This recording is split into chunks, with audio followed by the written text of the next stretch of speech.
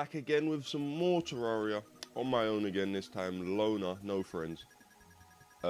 Today I'm going to be talking about just game design, really. Have developers gotten lazy when they're developing games, that sort of stuff? Because I've been playing a lot of games recently and I've noticed a trend in games. They're just not as fun as they used to be. Even this game, Terraria, for example, you're never really having fun. You're just kind of mindlessly playing the game, and it's engaging, as in you're making progress. When you get to the end of a goal, that's fun. But the actual act of walking around and mining for an hour to find some shit copper to make armor, that's not necessarily fun. I was playing Hotline Miami when Reese was at my house the other day. Reese, shout out. He was here. We were playing Hotline Miami, and we were just going for like the biggest combo we can get, and that's fun. But games aren't designed to be fun anymore, and you can tell that because all game developers are using the term engaging now.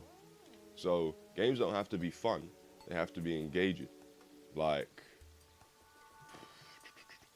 let's say Dark Souls, for example. I find Dark Souls fun because I'm good at it. I've played it for a lot of hours, so I can enjoy the combat. Even though it's not the most complex combat in the world, it has its nuances, it has its depth. So I find the combat in Dark Souls fun, but the learning curve isn't. Dying 15 times to one boss isn't. Beating the boss is, but that can take you 3 hours. So games are not designed to be fun anymore, they're designed to be engaging, and that's down at the core design principle. So when did this change come? I've just been wondering that. When did this change come? Because it seemed to be like PlayStation 2. You'd have all of these games that were fun and not very many cinematic stories, not many, oh, this is for the engagement sort of games. And then PS3 came out and everything was, this is the most cinematic bullshit. We've got fucking black bars, we're going at 10 frames per second because that's more cinematic, it's like an anime. And you're just there like, I just want to have fun with my games. I don't want to sit here and be frustrated and I can't be bothered. I'm the kind of person who much prefers the mechanics of the game over the story. I know a lot of people who are like, the story of this game's amazing, blah, blah, blah. Like The Last of Us, for example. I recently played through The Last of Us on the hardest difficulty. That wasn't fun at all. I just kept going. If I get an idea in my head, I'll just keep doing it. So I was playing through The Last of Us, and it just showed me that the gameplay in that game isn't fun, isn't rewarding. It's just, you're just banging your head up against a wall, especially on the hardest difficulty. And maybe that does come down to difficulty with fun. You can have a lot more fun on the lower difficulties. And the reason I think that this change came was this emphasis on immersion. And you're never immersed when you're playing a game like immersion, and also let's call it like the board game factor, where when you're playing a board game, you're having a lot of fun because everybody's around, everybody's sitting around the table, everybody's right there, you're talking shit, you're drinking drinks, you're doing that. And you can do that with games as well when everybody gets together and you're playing games. Like when I go around my mate's house and we fucking all play FIFA or whatever, you have a laugh. But that's what PlayStation 2 was. I didn't have online on PS2. I know it existed to a very limited capacity in very limited games, but no one really did that. If you wanted to play a game with your friends, you'd go around their house, everybody get their DSs and play a little bit of Mario Kart. That's where it was, and that's fun. Whereas now, it's all about immersion. And yeah, so I was saying, those games can't really be immersive, so they had to make them fun. But now, everything goes, oh, we make it brown, we make it grey, and it's gonna be great. They're gonna play it for hours, and you play it, and you're like, I feel like I've just played this before. Nobody's going for anything different. Nothing in gaming feels different anymore. I think the last game that I was like, oh damn, this feels different, was like For Honor when it first came out. And then you realize when they make something different, it's just gonna have problems because it has nothing to base off of. So, and they don't know what to base it off of, so they try and hone in like how different it is. That's why I always say in For Honor, the guard break mechanic is a crutch. If that guard break mechanic was never thought up, they would have to think of a way to get around the defense. So if that guard break mechanic just didn't exist full stop, it exists now, so whatever. But if it never existed in the first place, it would be a better game for it, because they would have had to think of a different way for you to get around that sort of defense. So that's what it comes down to. Nobody's willing to take risks anymore because games are so expensive to make. So all of the games are samey, especially AAA games. Indie games you can get a lot of different stuff, but even indie games, a lot of them just go 8-bit platformer, done, sell it. And who's interested in that? In this day and age, who is interested in a fucking 8-bit indie platformer? Honestly. I know that there's some that come out, Super Meat Boy, which was like, this game has probably the best controls out of any Twitch platformer ever. And fair enough. You do that, you get something the best, all power to you. Bring it out. But when you just bring out a platformer like Bloody Trapland or something, and the controls are shit, and there's no creativity to it. I was going to use Ultimate Chicken Horse, but at least you can design levels in that. Like, at least everybody gets together, puts down a shitty piece of block, and you try and get through it. At least that has something. But when you're in, like, platformer, which is all you do, platform, isn't even that fun. Don't make it. Make something else. Try and make something unique.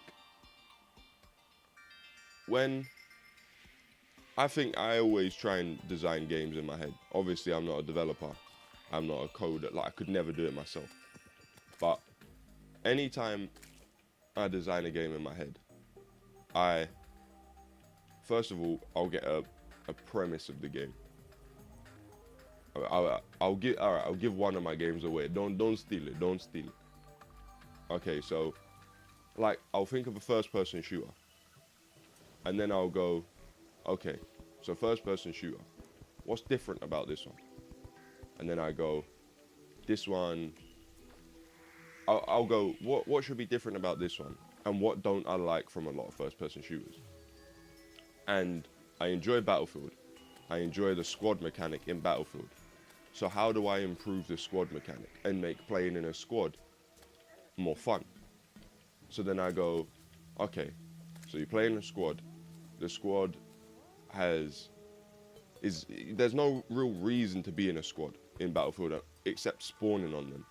And sometimes unless you're with your friends, where you can obviously coordinate and stuff. But you can still lone wolf it pretty hard in Battlefield, and you'll probably be fine. So I'll think of that. I'll think of how I change up the dynamic of a squad game. And I thought, okay, so in a squad, you should have objectives. Every squad should have objectives. So you get every squad of objectives, and then you think of the problem of that. So if every squad has the same objective, what if a 2-man squad and a 5-man squad are in like 2 different squads, obviously? So then I thought, okay, so you give every squad in the game different objectives. So a 1-man squad might be their objective might be, all right, let's just say kill a certain player. So he's like an assassin in this shooter. So say it's like just Battlefield. I need to sneeze. Oh, it didn't come. Oh, wait. Oh, it's making my eye water. Anyway, so it says Battlefield 32 v 32. That's a small one. I normally say this game will be like mag, like 100 versus 100 or something. So let's just say 100 versus 100. One guy's job to get to like put on Battlefield when you're doing conquest is up to 1,000 tickets. Let's say that's the goal, 1,000 tickets. So you want to get your team to 1,000 first. The one man's goal is to go and kill a certain player, and another 4-man squad, their goal is to capture this point, and this point will give the team some intel on the enemy team. The 4-man squad captures the thing. The 1-man squad gets a little blip on his radar saying, this squad captured the intel for you, so now you've located this one man. And stuff like that, which a guy playing on his own is still has an objective that he can basically do. Because when you're playing a game like Battlefield on your own and you're trying to capture a point, yeah, you can do it, but you die and that's it. The enemy just go and take the base again. So I feel like everybody should have had, well, not in Battlefield obviously, it's a different, so in my game everybody's going to have different objectives. A 5-man squad and a 6-man squad are going to have similar objectives, but then a 2-man squad might be like more espionage based, because they're not going to take on a big fuck off team. So 1 man on his own, you know he's probably going to play as like a sniper class or something like that. So you give him objectives like that are going to suit his playstyle. And a bigger, depending on squad sizes, say you can go up to like 8 or 10 or something. A 10-man squad is going to be, you're the big fuck off army. You're going to be on the front lines. So you give everybody different objectives. You give the big teams the bigger objectives, and I feel like that'll be a lot of fun. You can go in at any point with any size squad and just enjoy yourself. So that's how I design games, and that's quite a unique experience. It's not really innovative in any way. It's quite iterative, but you can't really innovate anymore. So much has been done. So much has been done. There's very little innovation coming out of gaming at the moment because of the taking risks. A publisher will look at that pitch of that game that I just said and be like, okay, so where's the selling point? Where's the sticking point? And in my head, I'm like, do you not see how that can be enjoyable? But you have to sell it as like, it's the newest bullshit experience. You can put fucking rubber gloves on and punch people, and you're just like, oh, this is so dumb. How many loot boxes can we sell? Like, that's what they're interested in. And they're not interested in actually enjoyable, fun games.